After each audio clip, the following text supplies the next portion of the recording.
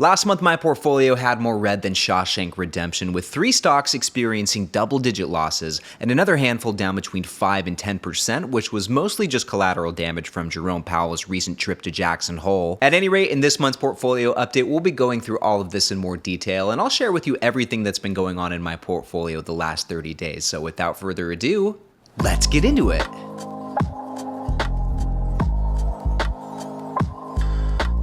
All right, my friends, now as it currently stands, my portfolio is valued at $38,090.76, which is up a few $100s compared to this time last month. At the beginning of August, my portfolio was at $37,719.17, so we've jumped up about $300 and some change in the last 30 days. With that, though, we've seen a pretty substantial drop in unrealized gain. Right now, I'm up just under 2% in this portfolio compared to this time last month. I was up about 5.2%, so just in the last month, we've lost, what is that, about 3.4% in unrealized gain. However, as we'll see later in the video, this poor performance in my portfolio created a really good opportunity to pick up some cheap dividend stocks, which helped me really boost my dividend income in the last month. My annual dividend income is currently sitting at $1,766.71.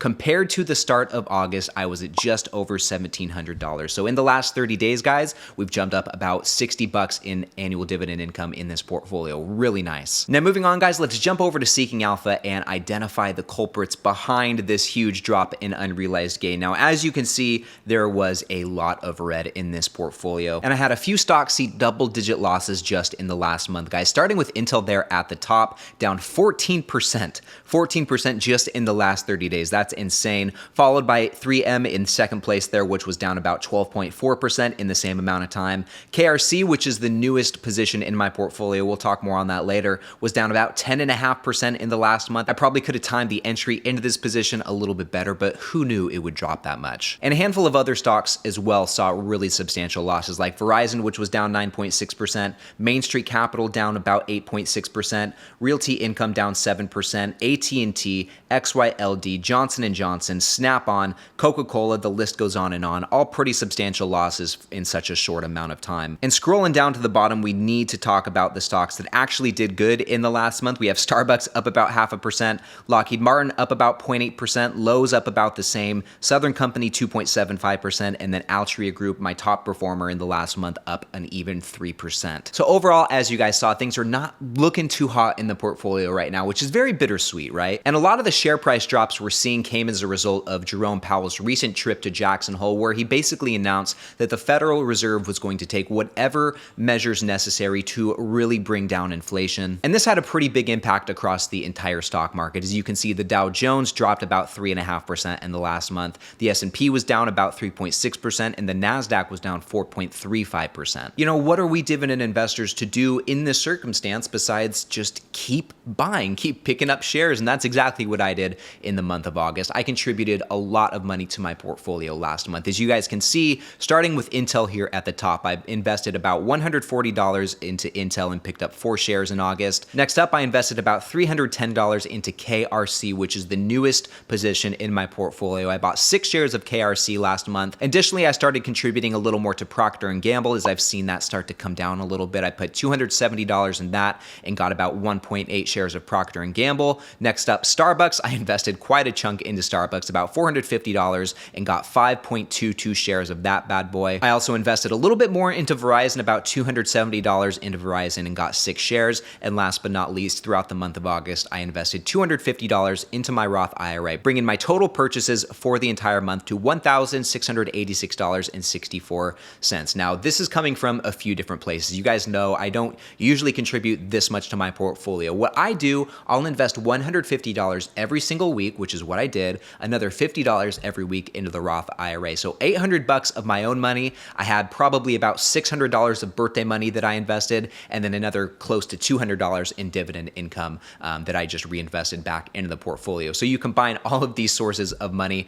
and that adds up to my total contributions for the month. Now, as far as my Roth IRA goes on M1 Finance, guys, as you can see, it hit a cool little milestone, I guess, just hit over $2,000 in this portfolio. And I've only had this Roth IRA for the last 8 months or so. I created it at the beginning of the year, and every single week since I started it, just throwing $50 in there. And in the last month, I'm down about 2.75%, and I'm still down all time quite a bit in this Roth IRA, down about 12.75%. So we have some room to improve for sure. But this portfolio is a super long-term thing. I've got another 30 years before I can actually access it. And it's really out of sight, out of mind. That's one of the reasons that I like having this portfolio on M1 Finance, because it makes it just so easy to set it and forget it. Now moving on, guys, I made a few changes to my watch list in the last month that I want to share with you. As you can see, things are looking really condensed. I only have 3 stocks on this list now. I have Abbott, Bank of America, and then Lam Research Corporation, which is the newest stock I added to this watch list.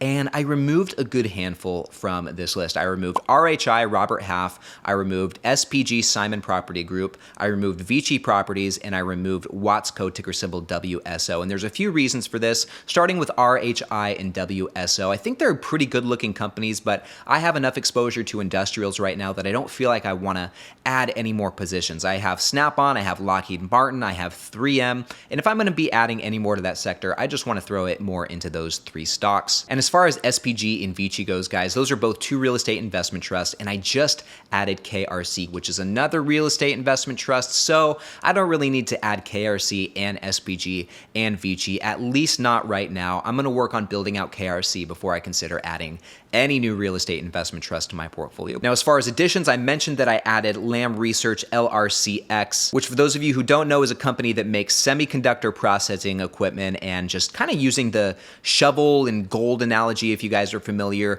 Lam Research Corporation makes the shovels for companies like Intel, Micron, and Samsung that make semiconductors. So they basically give them the equipment to do so. And just in terms of the dividend stats, guys, I think there's a lot to love here. The starting yield isn't that high, 1.6%, but that payout ratio is unbelievably low, 18.12%, with an unbelievably high 5-year growth rate, 29.46%, almost a 30% 5-year growth rate on the dividend, with 7 consecutive years of dividend growth. And they also just recently announced a 15% dividend raise, which is not as high as their 5-year dividend CAGR, but 15% is still a nice raise. I really like that, and I'm excited to do some more research into this company and see if it'd be a good fit for my portfolio. Now, speaking of stocks that are good fits for my portfolio, I still have my eyes on 2 in particular, Apple and Target, which for the most of August were heading in the right direction, but they finished, I guess, not as low as I'd like them to. I mean, Target was in the 150s for a brief period of time. It's now about 164.